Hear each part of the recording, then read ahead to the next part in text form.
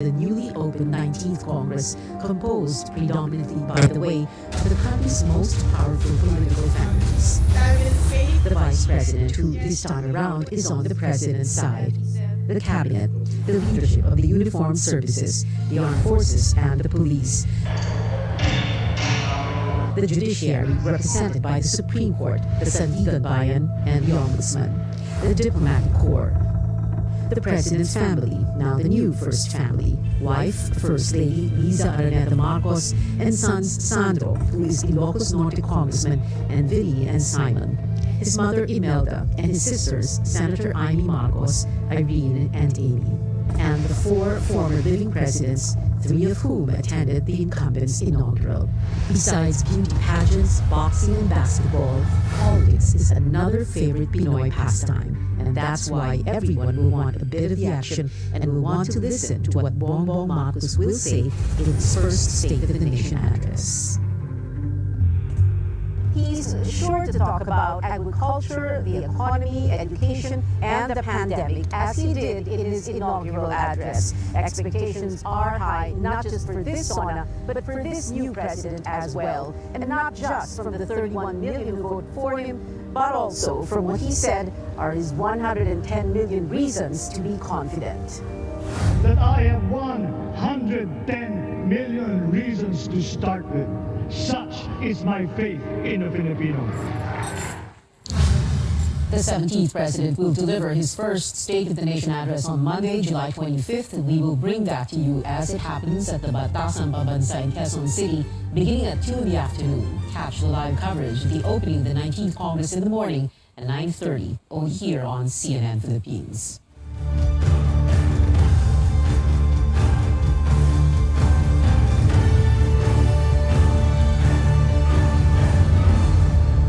The Defense Department vowing to protect the country's territory and sovereignty even as the new administration looks into sustaining warm ties with China. David Santos has that and other priorities of the new leadership. Defense Department's 10-point agenda, safeguarding the nation's territorial integrity. We are in a better state right now than we were 10 years ago, say military capability, our ability to conduct maritime security patrols, sovereignty patrols in those areas. And we will continue to do that. But the new DND leadership is also assuring it will toe the line with President Marcos's marching orders to keep a friendly stance towards China over the West Philippine Sea, avoiding a sudden shift in policy set by former President Rodrigo Duterte. What we want is a rules-based international order in these areas, and we support that. And I think both those administrations and this administration ay gano'n ang patutunguhan ng polisiya. The DND will also pursue international defense ties beyond traditional allies, with some countries now more aggressive in holding joint trainings with Filipino security forces. Ngayon, we are extending our activities for stronger cooperation with Japan, not only sa economic but military and defense as well. The DND will also review its multi-billion peso military modernization program, especially big-ticket items, amid the government's austerity measures to deal with other priorities like food security and pandemic response. We're trying to review it in a way that these are what we need, what we really need with the available budget na kayang ibigay sa atin. Internal security remains critical as the drawn-out war versus communism and radicalism continues. The DND is backing the controversial anti-insurgency task force as it also eyes a revival of the ROTC program on campuses. These amid allegations of military abuse against activists, prompting protests outside Camp Aguinaldo.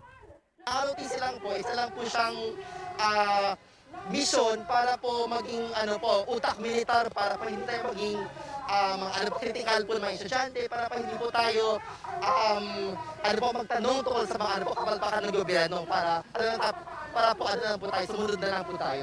Beyond the usual security concerns, there are also non-traditional threats like cyber attacks and disasters brought about by climate change. The DND playing a key role in keeping up with President Marcos's campaign promise of a stronger and better Philippines. David Santos, CNN Philippines. On to Philippine-United States relations, the Agriculture Department ties up with an American university to battle transboundary animal diseases like the African swine fever. The DA signed a 3-year memorandum of understanding with the University of Minnesota in a deal that would facilitate knowledge sharing through the exchange of faculty, scientists, and technical staff.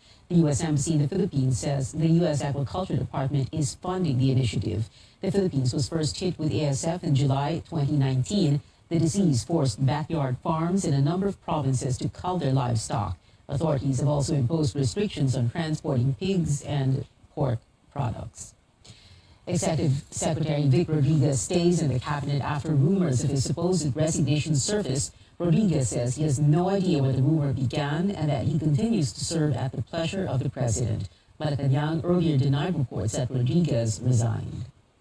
I'm still here in my office. I think it must be clear that the moment he or she accepts the nomination and request coming from the president, by the president, to help him serve and run the country, I think automatic yun. The moment you said yes, automatic na rin, tinanggap mo na rin na anytime you will be asked to leave. But until that happens, then you stay. Rodriguez was President Marcos's longtime chief of staff and spokesperson before his appointment as executive secretary. Coming up on Newsnight, environmental groups called on President Marcos to address the climate crisis by ramping up the shift to clean energy. And K-pop sensation Red Velvet is ready to delight fans in its box seat tonight at SM Mall of Asia. Stay with us.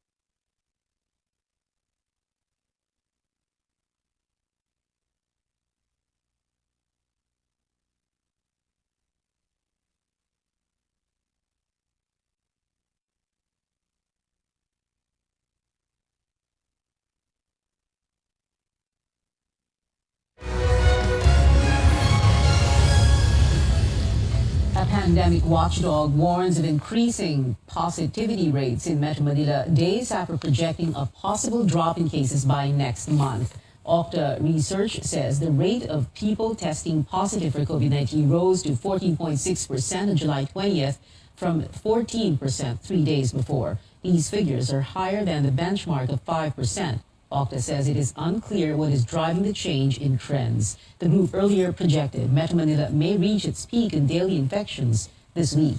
Despite rising cases, Health Officer in charge Maria Rosario Vergeres says the president has asked the department to study whether the state of calamity should be extended by September. Vergeres said removing the status would affect vaccine supplies, COVID-19 treatments, and medicine costs. We have instructed Food and Drug Administration already to start informing our manufacturers and trying to coordinate with them sino na pwede mag-CPR.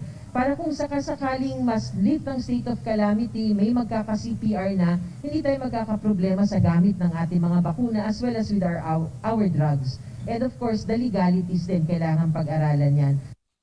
A local government in Metro Manila is bringing vaccines closer to people. Marikina is set to offer COVID-19 doses in schools and marketplaces by August and in transport terminals by September.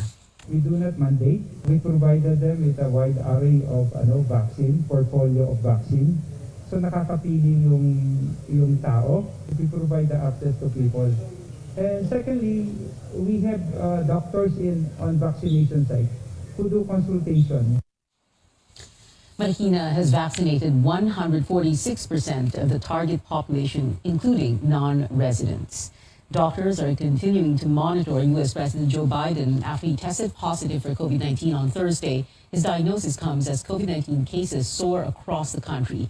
CNN's Jen Sullivan has the update on the president's health and on what the latest surge means for the nation.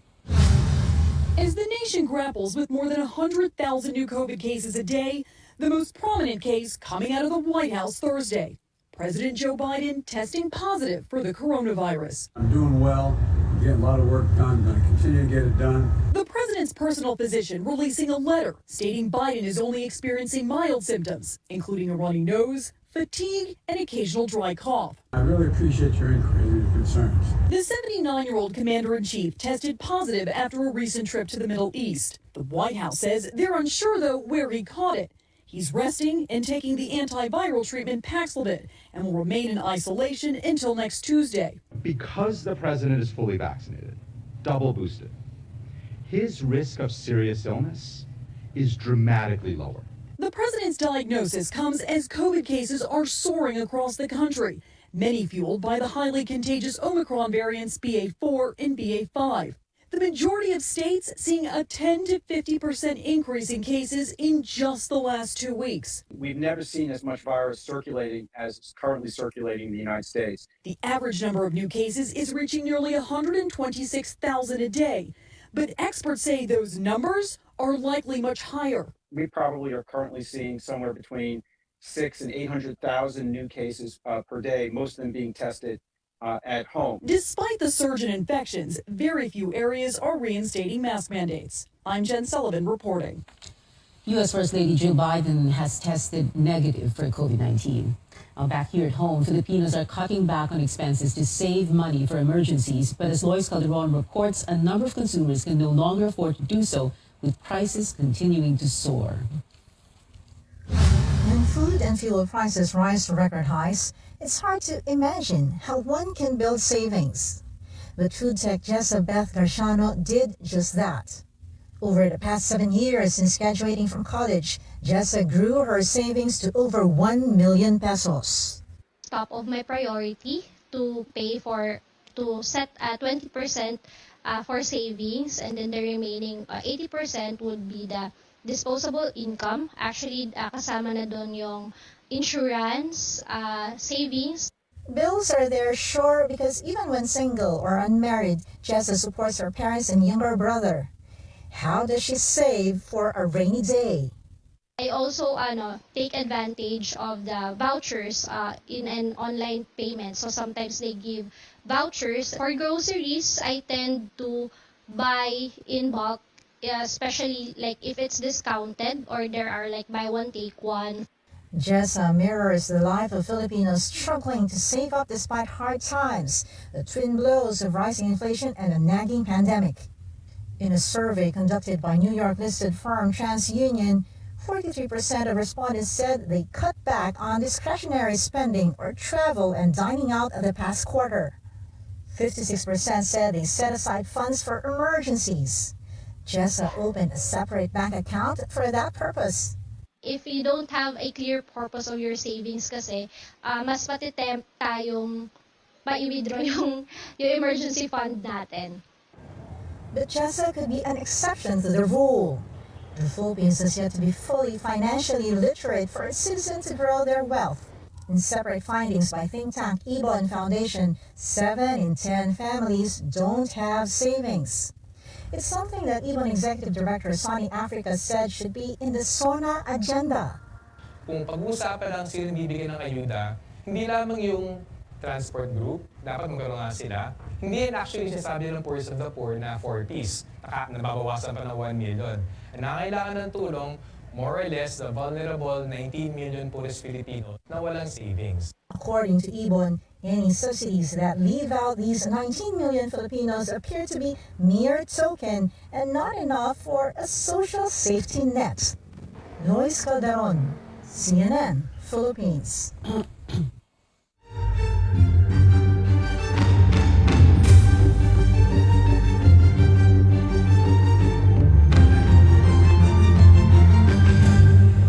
Ahead of President Marcos's first SONA, environment groups are urging the chief executive to prioritize shifting to renewable energy towards climate justice. Groups led by Greenpeace and the Philippine Movement for Climate Justice are appealing to President Marcos to make good on a promise to put first clean energy by rejecting fossil fuels, coal, and nuclear energy. The country aims to boost its renewable energy use from 21% to 35% by 2030.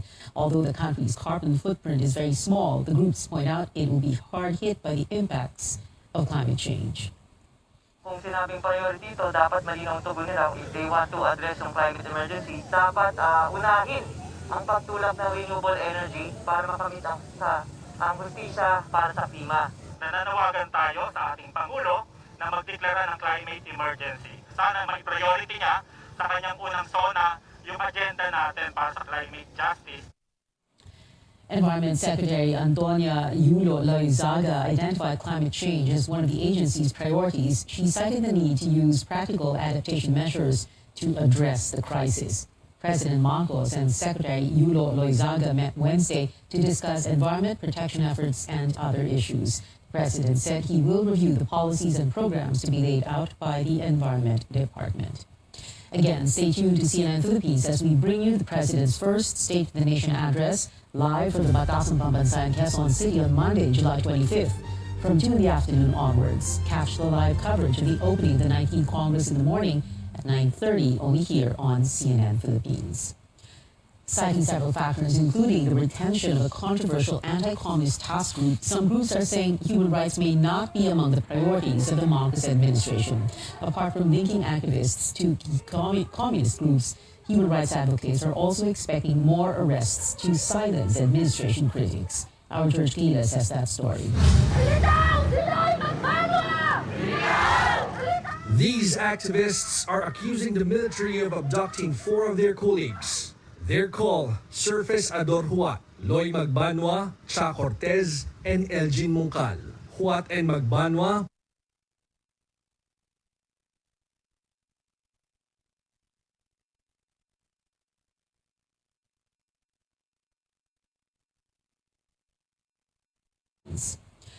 citing several factors, including the retention of illegal arrests were schemes that were used during the martial law period under former President Ferdinand Marcos Sr. They fear that this will continue under the watch of his junior. There's a political presumption and even a prognosis that Mr. Marcos Jr.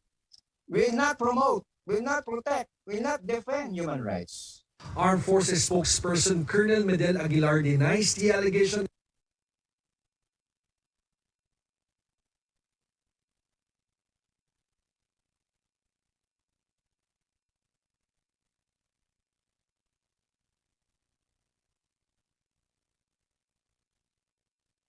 Senior.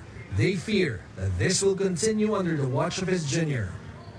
Groups say the Anti-Communist Task Force NTF-ELCAC remains to be a tool to red tag activists and silence those who are critical to the government. It is no mere coincidence but deliberate policy that under the aegis of the NTF-ELCAC, the political prisoners have now increased to 802, the highest number in 36 years after the downfall of the Marcos dictatorship in February 1986. Groups say they will exhaust legal remedies to pressure the government to fairly address the matter on missing activists. George Davis, CNN Philippines. The country sustains efforts to fight human trafficking. The Philippines retained its Tier 1 ranking in the U.S. State Department's annual report For a 7th straight year, countries and territories under Tier 1 fully meet the minimum standards of the U.S. Trafficking Victims Protection Act. But the U.S. also flagged the Philippines for not vigorously investigating labor trafficking crimes in the country and for failing to take steps against perpetuators of commercial sex activities. The report also said the government did not report the total number of anti-trafficking operations and investigations of illegal recruitment.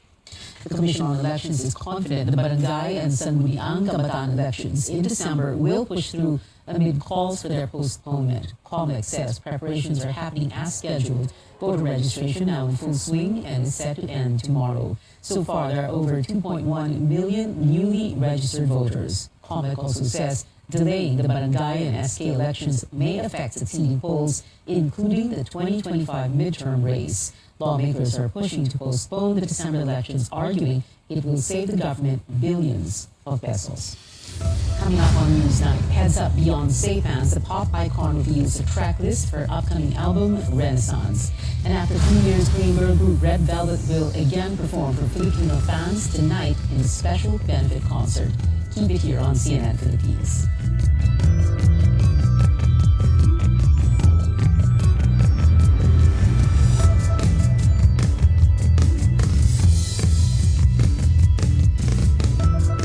Can be dangerous out there. Buti na lang there's locally superfoods with 3 kinds of foods that are super.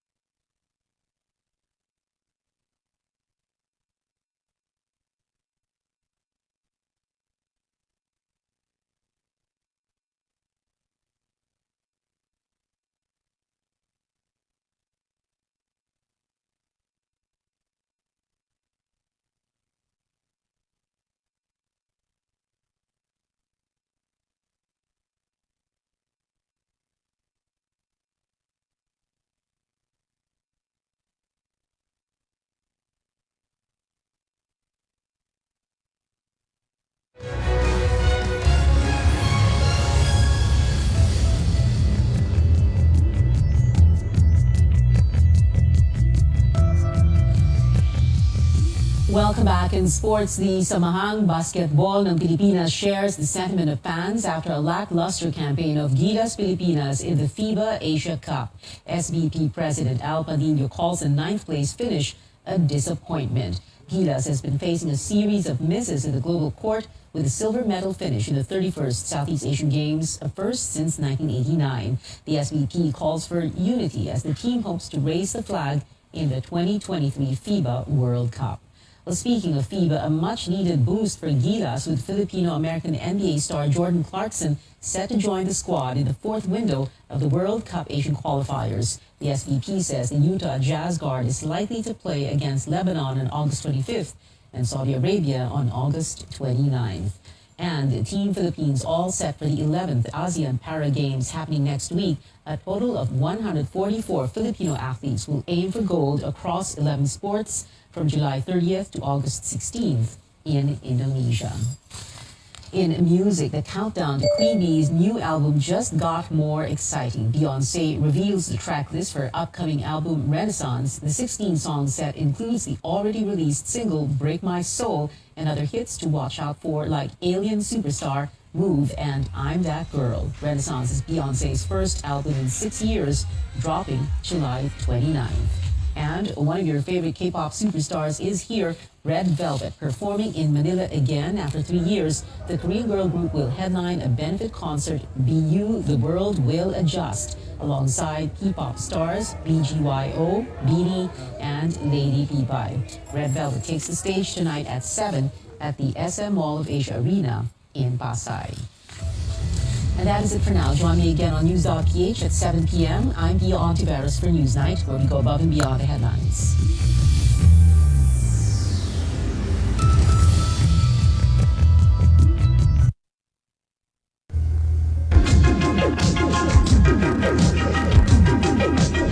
RPN, Radio Philippines Network Incorporated, DXKO.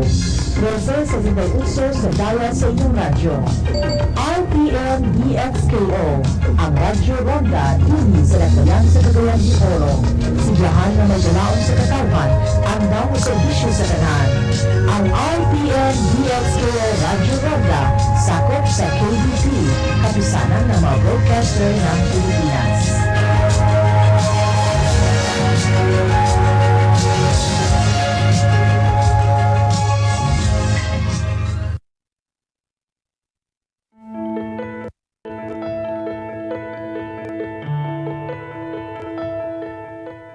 Many of us put a lot of strain on our abdomens without even knowing it.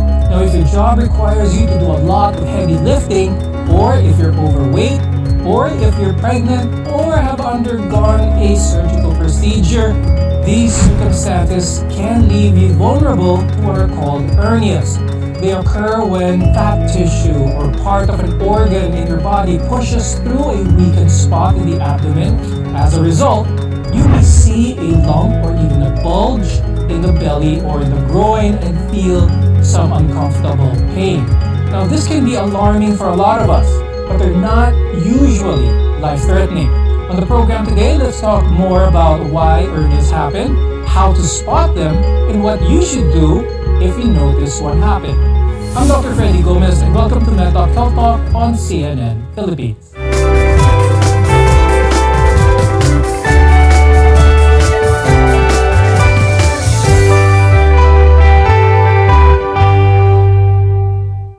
If you experience some pain or tenderness in your belly or around your groin that seem to not go away, you may have what's called an hernia. Now, our guests are here today to tell us more about this condition.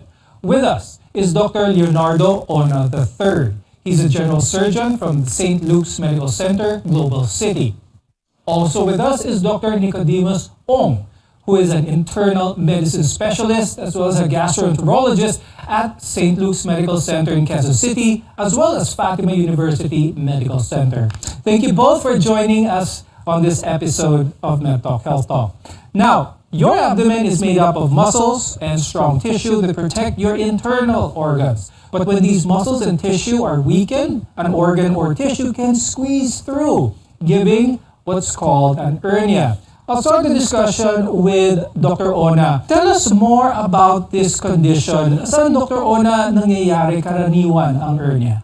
Well, more commonly, we see them in what we call the inguinal area. Sa Pilipino, yung singit na lugar, no? The reason being is that majority still is congenital, kung titingnan mo, even for adults, no? Because there is something that failed to close during the embryo stage of the patient. No? Another reason for it to happen is because of a weakness in the wall. When we get older, the walls or the muscles become thinner, and if you have a high pressure in the abdomen, the tendency for that abdominal pressure is to make the intestines or any contents in the abdominal cavity protrude out of the abdominal wall. No? And another is a history of surgery or any manipulation in the wall where the weakness of, the strength of the wall is not 100% anymore.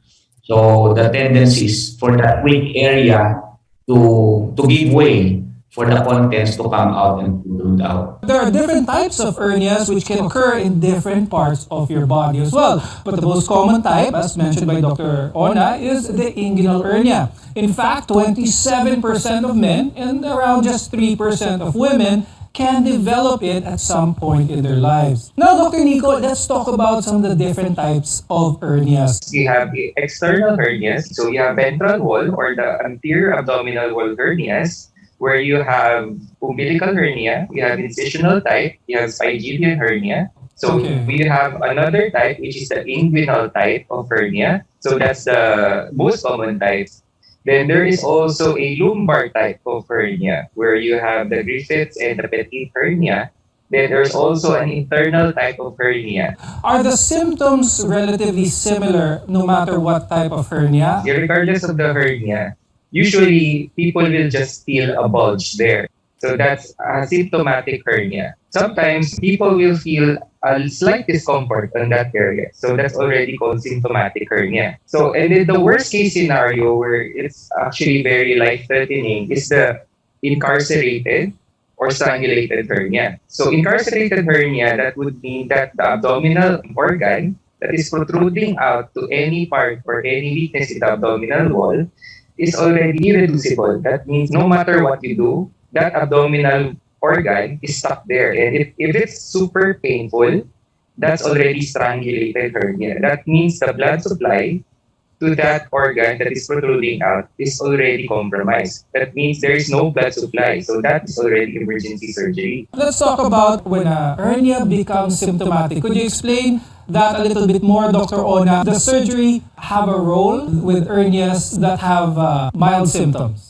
Basically, if you look anywhere, the treatment for hernia, especially for symptomatic one, kasi is surgery. But before going there, if you have a hernia, meaning there is a defect and there is a protrusion out, the risk for developing symptoms or complication in the future is not that high initially. In the first year, mga less than mga 2% lang yun. But it goes higher as you go along.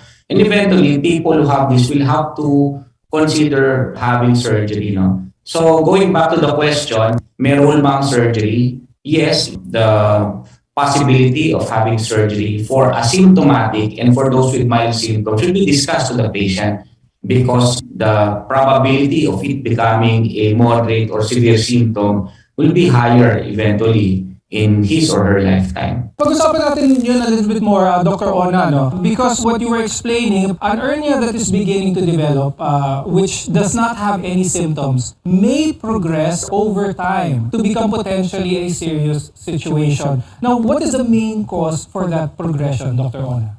Well, many things. Number one, as we age, we lose water, the integrity of our tissues, including the layers in the abdomen, becomes thinner. So because of that loss of integrity, its capacity to hold the abdominal contents within its compartment is lesser already. Now, as we grow older also, we also develop some conditions. For example, for those with chronic cough, the pressure in the abdominal wall is increased too much, so that plus the fact that you have a weakened wall, the tendency for you to have a protrusion is high, no? When we return, we'll talk more about what happens if you find an hernia in your young child and how you are properly diagnosed to have an hernia. We're your partner in healthcare. Keep it here on MedTalk Health Talk.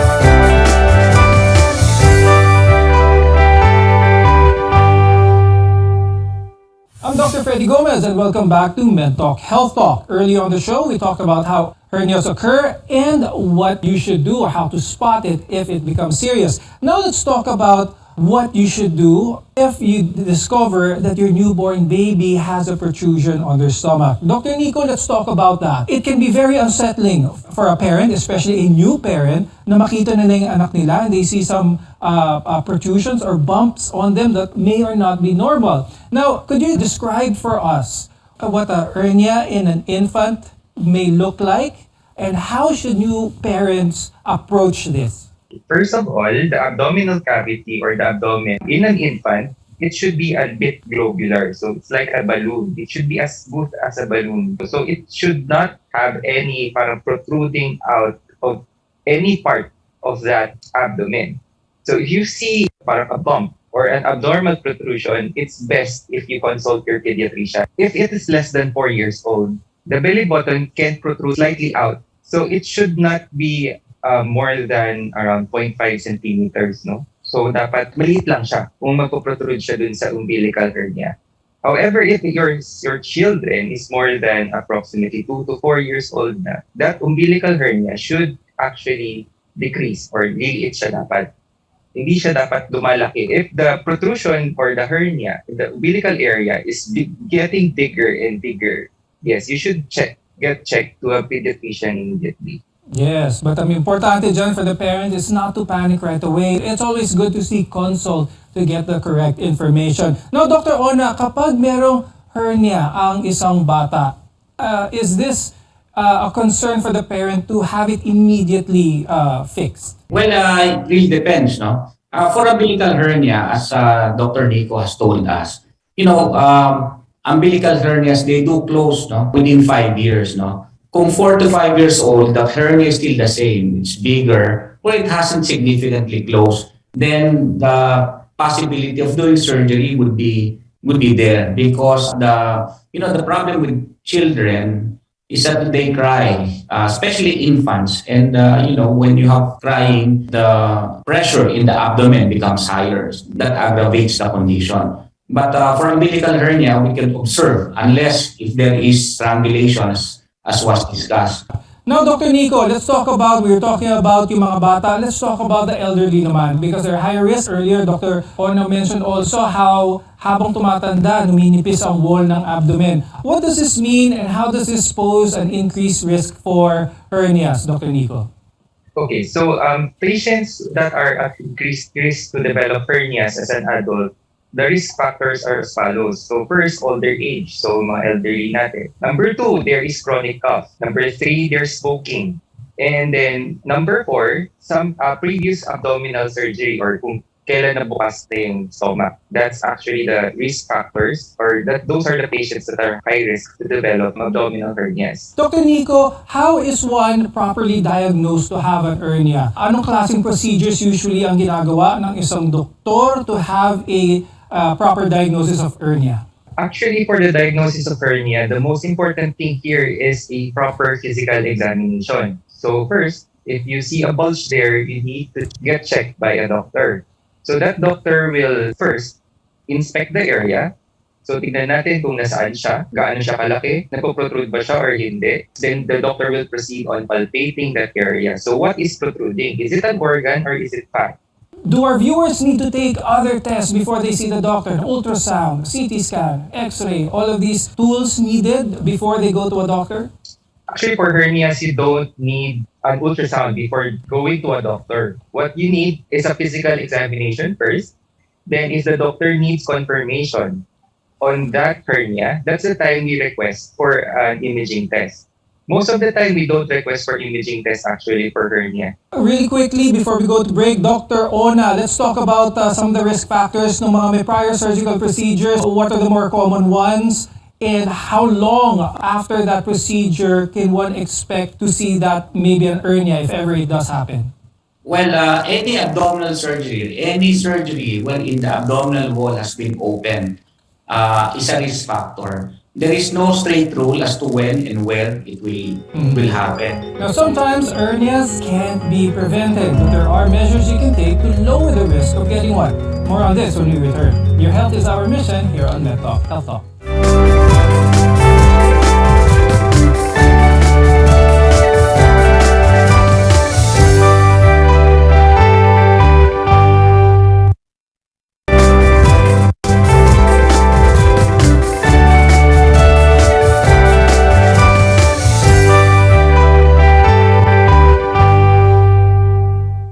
I'm Dr. Freddy Gomez and welcome back to MedTalk Health Talk. Men, women, and children alike can all get hernias. Now, you can't always prevent it from developing, especially if this is something that happened while you were being developed. Now, they occur at birth or because of an existing medical condition or previous surgery. But some simple lifestyle changes can help lower your risk of getting one. Now, Dr. Nico, I'd like to ask you, when it comes to preventing not just having hernias, but a lot of diseases in the body as well, we talk about modifiable risk factors. Ano ba ito, and how can this help someone have a less chance of having an hernia? Earlier, I discussed about the risk factors of a person that would predispose them to develop hernias. So these are old age, smoking, chronic cough, and previous abdominal surgery or previous incision. So for age, actually you can't do anything about it. For smoking, definitely you can quit smoking. So stop smoking. Number 3, previous abdominal surgery, yung sa surgical site, you need to take care of it well. And then for the chronic cough, of course, if you have chronic cough, you need to get checked with a pulmonologist. One more thing is that remember that hernias would develop from a weakness of the abdominal wall. So it is also very useful if you would do abdominal wall exercises. So pag isi-strengthen natin yung abdominal muscles natin sa back and sa front, you can actually prevent yung further development or complications of a hernia.